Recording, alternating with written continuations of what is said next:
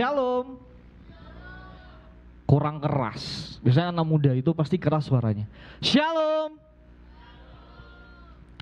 Puji nama Tuhan. Ada yang kenal kakak nggak sebelumnya? Nggak pernah lihat? Nggak pernah ya? Oke, nggak apa-apa. Kenalin, nama kakak Iman Bate. Kakak pelayanan di sini sebagai full timer di Departemen 4. Tahu Departemen 4? Multimedia, biasanya pegang kamera, belakang situ, ya. Nah nanti kalau ketemu nggak usah sungkan buat nyapa ya. Sapa aja, halo Kak Iman, shalom Kak Iman. Ketemu di sini atau ketemu di luar, nggak apa-apa, sapa aja. Mungkin kakak nggak tahu kalian, tapi kalian tahu kakak, jadi sapa aja nggak apa-apa. Oke ya? Oke ya? Oke. Kakak pengen kalian tos kiri kanan dulu, bilang Tuhan Yesus ajaib. Oke. Tema hari ini kita bicara tentang miracle in family. Keajaiban dalam keluarga. Kita baca di Matius 18 ayat 19. Ayo, saya undang teman-teman untuk bangkit berdiri. Kita baca firman Tuhan dulu. Oke, kita baca ya. Suara yang keras. 3, 2, 1.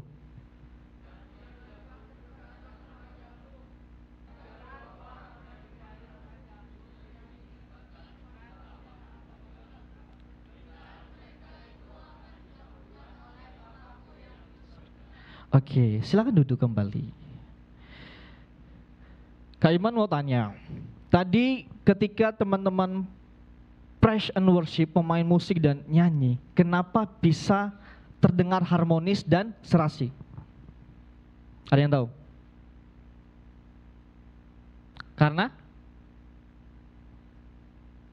Karena punya telinga. Oke, nggak apa-apa. Ada lagi? Nggak ada. Oke. Kenapa pemain musik ketika bermain musik kedengarannya itu harmonis dan enak didengar? Karena pas latihan mereka itu pasti menyamakan dulu namanya nada. Betul PAW? Pasti menyamakan namanya ketukan. Ada ketukan 4/4, 3/4, 2/4.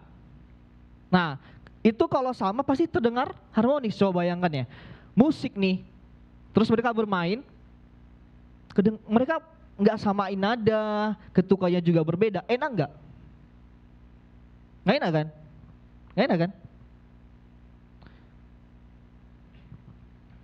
Jadi teman-teman, bicara tentang musik ini, pasti sebelum bermain, pasti mereka sepakat dulu. Kita sepakat ya, di lagu ini kita main di nada C. Lagu kedua nada D dan lain sebagainya. Ya. Apa yang bisa kita dapat dari ilustrasi yang kakak sampaikan ini? Ya. Beberapa alat musik yang dimainkan akan terdengar harmonis dan membuat yang mendengar itu senang, itu karena ada kesatuan hati, kesepakatan sebelum tampil, sebelum melayani. Ya. Nah, di teks yang kita baca tadi, itu bicara tentang dua orang yang sepakat untuk meminta apapun juga. Pertanyaannya, bagaimana? Tadi kita itu bicara tentang keajaiban dalam keluarga, betul? Betul apa betul? Betul, ini kayaknya lebih keras suara daripada ini deh. Betul apa betul? Jadi tukaran ya, tadi ini sekarang ini, nggak apa-apa. Oke, bagaimana caranya supaya keajaiban itu bisa terjadi di dalam keluarga? Kita baca di ayat 19a, tampil lagi. Di situ dikatakan, dan lagi aku berkata kepadamu, jika berapa? 2 orang daripadamu di dunia ini sepakat meminta apapun juga. Bicara tentang kesepakatan, biasanya itu tidak hanya 1 orang kan? Pasti 2 orang kan? Betul? Pasti 2 orang. Nah, di dalam kesepakatan mereka itu ada satu perjanjian yang sama-sama menguntungkan. nggak ada kesepakatan yang diantara satu sama lain merugikan. Nah, kita berjanji ya, aku datang ke ibadatin jam segini. Tahu-tahu yang satunya datang tepat waktu, satunya tidak tepat waktu. Nah, itu merugikan yang satunya kan? Nah, itu bukan namanya kesepakatan. Jadi kesepakatan bicara tentang ada hal yang sama-sama menguntungkan. Dalam nas ini kita boleh meminta apapun. Jadi apapun itu nggak bicara ada batasnya, tidak ada. Jadi apapun yang kamu minta, silakan aja, it's okay. Kita baca di Kisah Para Rasul 12 ayat 5. Demikian Petrus ditahan di dalam penjara, tetapi jemaat dengan tekun mendoakannya kepada Allah. Nah, ini bicara tentang doa. Cara ini adalah sepakat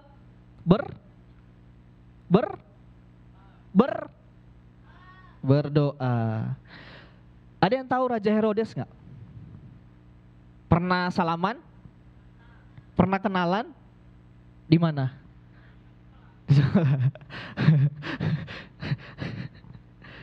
Oke, ceritanya gini, Raja Herodes ini sangat memperlakukan orang-orang kudus saat itu. Ia ingin membunuh Yakobus, saudara siapa? Saudara Yohanes, betul. Ya, dia ingin membunuh saudara Yohanes. Kemudian akibatnya apa? Dia memenjarakan namanya Petrus. Ada yang tahu Petrus? Di mana lagi? Sekolah lagi? Hah? Sekolah lagi? Oh, di gereja. Ada Petrus di gereja. Oke. Nah, Petrus di penjara. Jadi penjaranya bukan penjara yang biasa. Jadi dijaga ketat. Mungkin biasanya kalau penjara di sini itu ya dijaga cuma di pintu depan kan, di dalam nggak usah dijaga. Dan di situ dijaga di dalamnya. Jadi dia nggak bisa lepas, dia nggak bisa lari, dia nggak ada celah untuk kabur. Mungkin kakak berpikir semut aja itu nggak bisa lewat. Apalagi seorang Petrus yang badannya besar dari semut, ya. Nah, ketika Petrus di penjara, ada orang-orang yang mendoakan dia. Tahu siapa? Tadi dia itu siapa? Tadi kita baca ayat tadi, Kisah Para Rasul 12 ayat 5.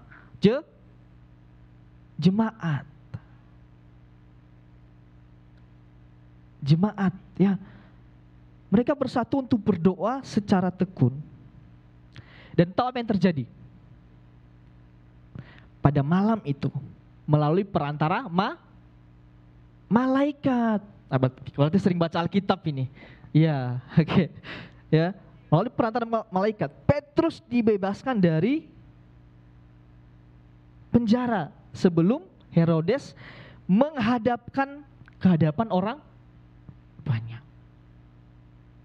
Ajaib bukan? Ya kan? Hanya karena jemaat itu mau bersatu hati loh. Satu hati mendoakan Petrus supaya keluar dari penjara. Dan malamnya keluar toh? Betul? Nah, yang jadi pertanyaannya lagi, ya, ini tadi bicara kesepakatan di dalam doa, ya kan? Nah, pertanyaannya, doa seperti apakah yang seharusnya kita naikkan? Kita baca 1 Timotius 2 ayat 1. Kita baca sama-sama ya, 3. Ya, pertama-tama aku menasehatkan, naikkanlah permohonan, doa syafaat, dan ucapan syukur untuk semua orang. Yang pertama apa? Doa apa yang pertama? Doa permohonan. Yang kedua apa? Doa syafaat. Yang ketiga, kayaknya laki-laki banyak suara, perempuan deh. Apa tadi pertama? Permohonan. Yang kedua doa syafaat. Yang ketiga ucapan syukur. Jadi nanti ingat-ingat ya, doa ini ditulis oleh Timotius, ada 3 doa yang kita harus naikkan. Doa permohonan, ucapan syukur, dan syafaat. Nah, percaya ya, keajaiban dan mujizat pasti terjadi ketika kita punya kesatuan hati, kesepakatan untuk berdoa, meminta apapun. Alkitab ngomong, mintalah apapun. Ya. Mintalah apapun. Saya nggak tahu ya, di keluarga, di rumah, kalian ada sepakat untuk berdoa. Namanya manusia, namanya orang, keluarga, itu tidak lepas dari yang namanya proses kehidupan. Ya. Keluarga kakak punya proses kehidupan masing-masing. Keluargamu punya proses kehidupan masing-masing. Nah, pertanyaannya, ketika kalian mengalami persoalan, pergumulan, atau proses yang mungkin berat ya, saya nggak tahu masalah keluarga kalian seperti apa sekarang, kakak tidak tahu. Tetapi ketika keluarga, anggota keluarga itu bersatu hati untuk berdoa, pasti apa yang kamu alami, apa yang kamu rasakan, itu akan selesai. Amin. Coba bayangkan kalau dalam keluarga tidak bersatu hati. Enak nggak dilihat? Gak enak. Ketika misalnya papa mamamu, sorry aku pinjam nama ya, yang ku tahu aja. Alma, kamu pergi ke gereja sana. Alma bilang apa? Mama aku loh mau tidur aja lebih enak gitu. Di sini mamanya mendukung anaknya untuk datang ke gereja, datang ibadah. Tapi anaknya nggak mau kan? Mama gitu. Nah, pertanyaan, satu hati nggak anak sama mama? Kenapa? Karena anaknya nggak mau, nggak nurut kan? Ya gimana ada namanya kesatuan hati? Dari sini aja nggak ada, ngikut. Apalagi kalau bicara tentang doa. Papanya kakak itu sering nelpon kakak. Nah, tiap hari itu nggak pernah absen. Jam 11 malam pun tetap ditelepon. Kita cerita, kita ngobrol. Dan kakak selalu tanya, "Pak, apa yang terjadi di rumah?" Kakak nggak tahu.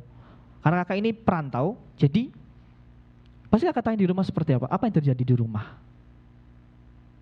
Papa bilang, doakan aja, biar kita tetap bersatu. Gitu. Kakak jauh, mereka jauh. Kakak di Malang, mereka di Sumatera. Kakak itu orang Sumatera. Ya. Tuhan rindu dalam keluargamu, dalam rumahmu, itu ada yang namanya mesbah doa. Ya. Mungkin kamu merasa umurku masih 12, 13 sampai 15 atau umur teens lah ya. Umurku masih teens. Jadi belum saatnya untuk mengajak papa mamaku untuk berdoa. Belum saatnya aku mengajak untuk sepakat papa mamaku, kakakku, abangku, kokoku, ceceku untuk berdoa. Biarlah yang tua-tua. Mereka wes tua toh, ya kan? Yang muda enak aja main game dan sebagainya. Doa alah nantilah. Ya. Kakak bilang jangan datang ke Tuhan kalau kamu dalam keadaan sulit. Tadi doa bilang apa? 3 hal kan? Ketika kamu sedang mengalami sesuatu, mohonlah kepada Tuhan. Yang kedua adalah ketika kamu mengalami sesuatu, doakanlah seluruh orang-orang sekitarmu, itu doa syafaat. Dan yang terakhir adalah ucapan syukur. Ketika kamu mengalami sukacita, berkat, datang kepada Tuhan. Jangan datang hanya pas kamu mengalami kesakitan. Gitu. Tuhan, aku sakit. Hatiku sakit Tuhan. Itu tadi aku disakiti hatiku Tuhan. Aku ditinggalin Tuhan. sakit hatiku. Itu korban-korban itu yang mukul Daniel itu korban-korban itu. Oke. Ya, datang kepada Tuhan dalam situasi apapun, suka atau senang, duka atau sedih. Amin. Amin ya. Itu tadi sebab loh. Yang kabais itu sebab. Ya. Sebab. Sebab kalau kita meminta sesuatu, maaf, kita boleh meminta apapun. Ya, itu sebab. Sebabnya sepakat dalam berdoa. Nah, sekarang akibatnya apa? Kita baca lagi Matius 18 ayat 19b.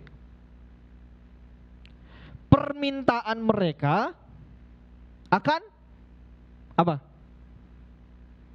Akan dikabulkan oleh Bapakku yang di surga. Itu katanya Tuhan Yesus loh. Ya, itu katanya Tuhan Yesus. Nah, bicara tentang keajaiban, mujizat, itu tidak hanya bicara tentang kesembuhan atau ketika kamu dapat berkat, tidak.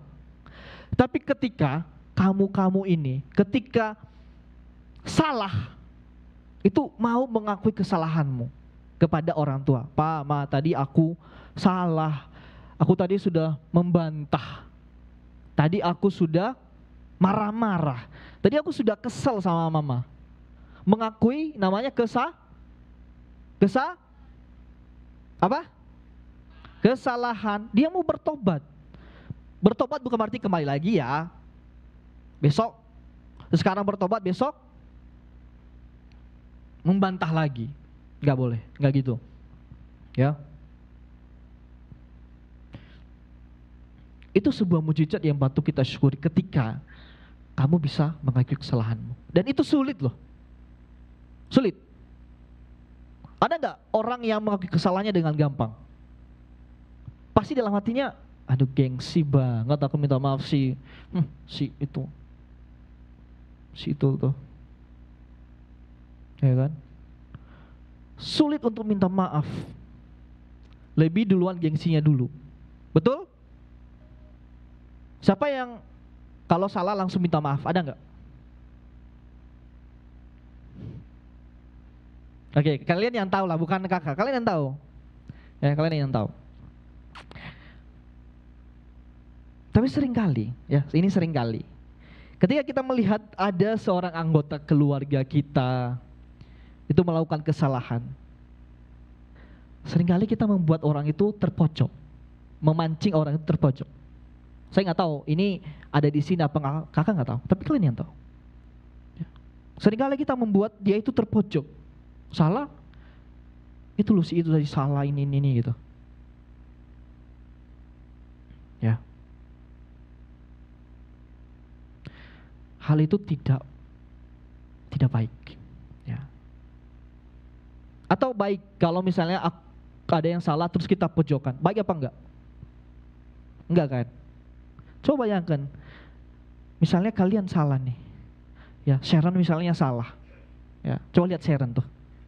Nah, Sharon misalnya salah, terus kakak pojokin, itu loh Sharon tadi, duduknya di belakang, padahal dia sering tampil di depan. Kemarin katanya, ih kakak iya yang khotbah ya hari Minggu ya gitu. Aku bilang enggak salah lagi, bilang gitu. Ya. Enak nggak kalau misalnya Sharon, kakak pojokin kamu? Enak nggak? Nggak enak kan? Nggak enak. Jadi kakak mau bilang jangan pernah pojokin kalau misalnya ada yang salah. Apa yang salah harusnya diomongin, disampaikan, diperbaiki. Deal ya? Kalau ada yang salah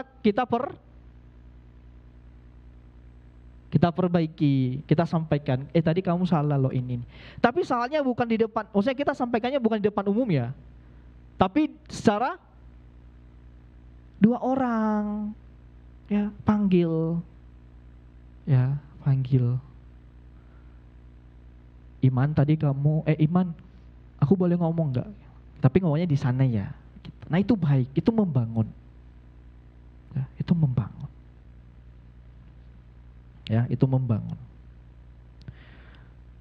Jadi firman Tuhan kali ini mengingatkan kita supaya ayo silakan minta apapun, silakan kepada Tuhan, berdoa, ajak keluargamu untuk berdoa. Ya. Kita baca Mazmur 133 ayat 1. Sungguh alangkah baiknya dan indahnya apabila saudara-saudara diam bersama dengan rukun. Ayo, siapa yang gak rukun di rumah ini? Ada nggak? Rukun semua ya? Rukun semua apa enggak? Ya, kadang-kadang ada, kadang-kadang enggak. Oke, nggak apa-apa. Itu realita kok, realita itu. Kita nggak bisa pungkiri itu. Kakak sama yang saudara kakak juga yang di Bandung, kita sering berantem. Tapi ya berantem karena kasih. Habis itu ya kita rangkulan lagi. Besoknya kesal-kesalan lagi. Itu realita, kita nggak bisa pungkiri dalam keluarga. Tapi itu bumbu dalam keluarga. Yang salahnya adalah ketika kita marah dengan saudara kita berhari-hari, berbulan-bulan, bertahun-tahun, dan sampai pun ketemu tidak mengampuni. Gitu. Nah, itu salah. Jadi mari teman-teman, jika keluar dari tempat ini nanti, ya, kalau misalnya di rumah tidak ada mesbah doa, tidak pernah sepakat apa yang kita doakan, tidak pernah ditanya, pulang dari tempat ini kakak mau challenge kalian, ya. Challenge kalian itu bukan ke kakak melapor ya, tapi ke Tuhan. Karena bukan buat kakak, tapi buat keluarga kalian dan untuk kemuliaan Tuhan. Kakak juga, Tuhan mau sedekat apa kalian dengan Tuhan melalui doa, ya. Nanti pulang datang ke papa mama, pa, kan selama ini kita nggak ada mesbah doa. Boleh nggak kita buat mesbah doa misalnya malam, habis pulang kerja, habis pulang sekolah, kita doa. Percaya deh, ketika ada kesatuan dalam berdoa, kesepakatan dalam berdoa, akan ada mujizat Tuhan, keajaiban Tuhan terjadi di dalam hidupmu, dalam keluargamu. Amin. Amin ya. Amin ya. Oke. Persoalan pergumulanmu akan selesai kalau engkau bersatu hati dalam keluargamu. Saya mengundang teman-teman PAW untuk naik ke atas.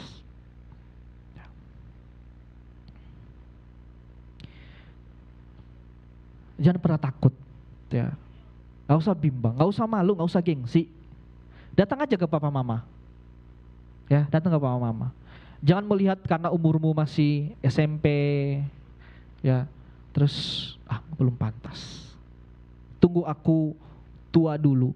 Tuamu sampai kapan? Sampai kamu berdiri di depan sini gantiin kakak gitu? Gak apa-apa.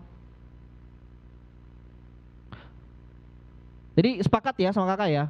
Kita bicaranya kesepakatan loh. Jadi kamu sama kakak harus sepakat juga. Kalau dari sini harus samperin papa mama. Bilang apa? Ajak untuk berdoa. Tanya pergumulannya apa.